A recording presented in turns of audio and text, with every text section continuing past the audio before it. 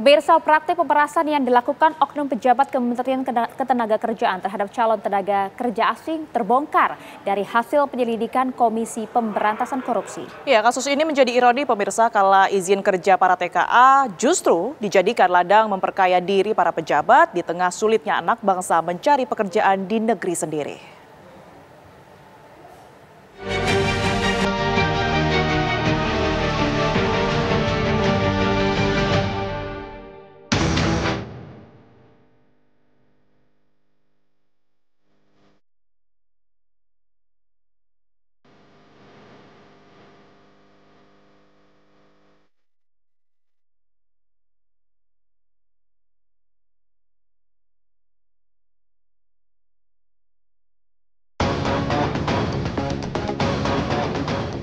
Aroma korupsi terendus di Kementerian Ketenagakerjaan usai penyidik Komisi Pemberantasan Korupsi (KPK) menggeledah kantor yang terletak di bilangan Gatot Subroto, Jakarta Selatan itu. Penggeledahan ini bagian upaya KPK mencari bukti dan jejak tersangka dalam kasus dugaan suap pengurusan izin rencana penggunaan tenaga kerja asing. Selain di kantor Kemenaker, penyidik juga menggeledah 2 rumah di kawasan Jabodetabek. Dari penggeledahan di 3 lokasi, dalam 2 hari berturut-turut, KPK menyita total 6 unit mobil dan 1 sepeda motor. Karena di Kementerian Ketenagakerjaan, selama 2 hari kemarin KPK telah melakukan penggeledahan di 3 lokasi. Yang pertama di Kementerian Ketenagakerjaan, tim kemudian mengamankan 3 unit kendaraan bermotor roda 4.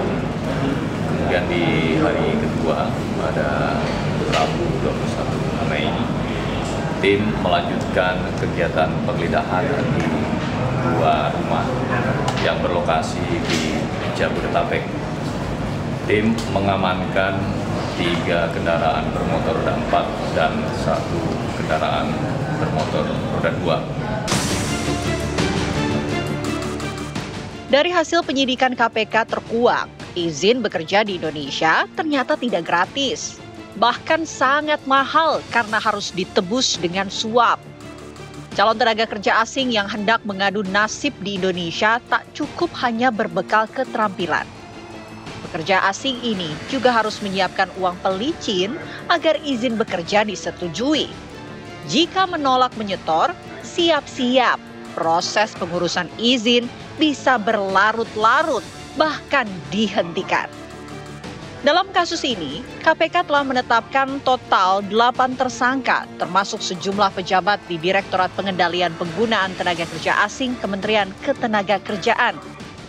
Ini sudah lama, sejak 2003, Undang-Undang 13 tahun 2003 kan mencantumkan tentang proses perizinan tenaga kerja asing, ya. Turunannya ada di Permenaker juga seperti itu. Jadi ini sudah kasus lama menurut saya. Cuma memang yang terbongkar mungkin ada tenaga kerja asing yang melapor, tenaga kerja asing yang merasa diperas akhirnya melapor, dan ini yang menjadi pintu masuk untuk KPK kemarin menggeledah kantor Kementerian Ketenagakerjaan. Jadi memang tentunya ini kan terkait dengan bagaimana ada yang merasa diperas, yang dipersulit akhirnya melapor seperti itu. Dan ini memang harus kita lihat ada proses perizinan. Perizinan itu kan identik dengan hal-hal manipulatif, ya, koruptif yang seperti itu.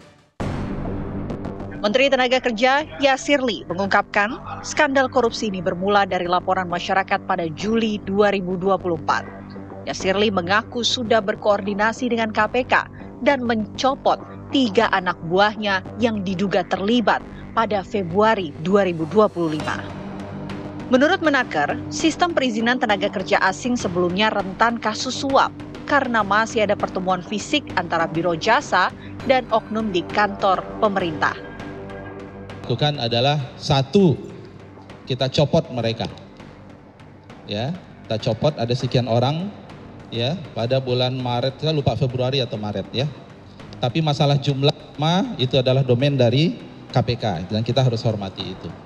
Dan yang kemarin sampaikan menjadi tersangka itu ada 2 orang pensiunan. Karena kami sangat sadar bahwa layanan terkait dengan izin tenaga kerja asing ini rentan. Masih ada kemungkinan terjadinya pertemuan antara biro jasa dengan oknum yang ada di Kementerian Ketenagakerjaan levelnya ya. Itu kemudian kita ganti semua, sehingga teman-teman mungkin pernah lihat berita juga sekitar bulan Maret kok layanan tenaga kerja asing agak lambat. Ya mungkin pernah baca gitu. Ya karena orangnya ganti semua. Aturan mengenai TKA tertuang dalam Undang-Undang Nomor 13 Tahun 2003 tentang Ketenagakerjaan dan Peraturan Pemerintah Nomor 34 Tahun 2021 tentang penggunaan tenaga kerja asing.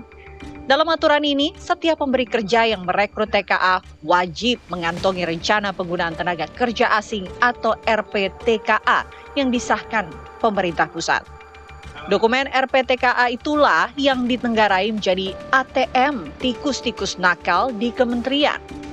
Pemerasan yang dilakukan oknum pejabat ini diduga sistematis dengan memanfaatkan celah dari birokrasi perizinan yang rumit. Bukan hanya mencoreng institusi Kementerian Tenaga Kerja, tapi juga mencoreng citra Indonesia di mata internasional. Kami akan agendakan karena masa sidang kita tinggal beberapa hari ke depan.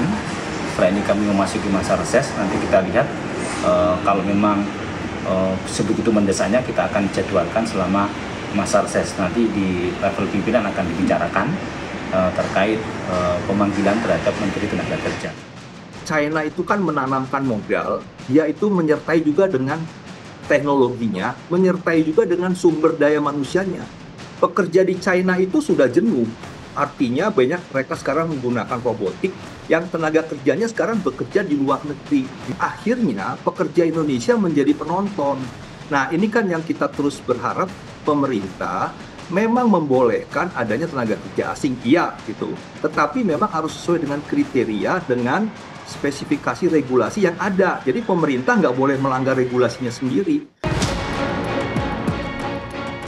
Terbongkarnya skandal suap izin tenaga kerja asing ini menjadi ironi. Kala pejabat kementerian yang bertanggung jawab terhadap persoalan tenaga kerja malah sibuk memperkaya diri dengan memuluskan tenaga kerja asing bekerja di tanah air. Seorang pejabat itu ya mestinya harus tahu terhadap apa yang dikerjakan oleh anak buahnya, oleh jajaran di bawahnya. Karena itu sebagai konsekuensi dari pertanggungjawaban jabatan gitu. Jadi tidak bisa kemudian konstruksinya mengatakan tidak tahu. Tapi konstruksi yang ada dalam pidana itu kan bisa bertanggung jawab itu karena menyuruh, karena kemudian melakukan langsung, kemudian ada yang turut serta, ada yang kemudian membantu, dan kemudian ada yang bisa juga dikategorikan membiarkan, kan gitu loh. Membiarkan itu kemudian dianggap sebagai sebuah juga bentuk upaya pertanggungjawaban gitu. Jadi harapannya adalah bahwa perlu ditelusuri tentang pihak-pihak yang bertanggung jawab terhadap praktek seperti ini gitu loh. Di tengah sulitnya anak bangsa mencari kerja, semestinya kasus ini diusut tuntas. Sudah saatnya oknum-oknum nakal penghambat uang haram menikmati dinginnya buih.